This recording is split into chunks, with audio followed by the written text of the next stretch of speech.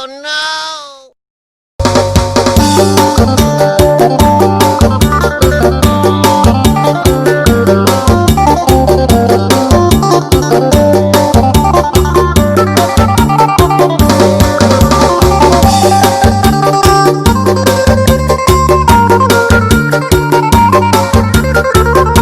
Okay.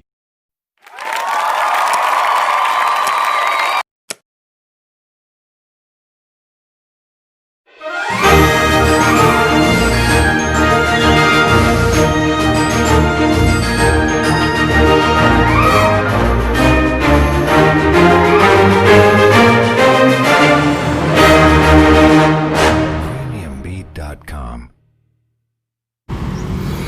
สวัสดีครับพบกับผมครับประสงค์ก้อนเพชรครับในช่องพี่สงจ้านะครับวันนี้ผมจะมา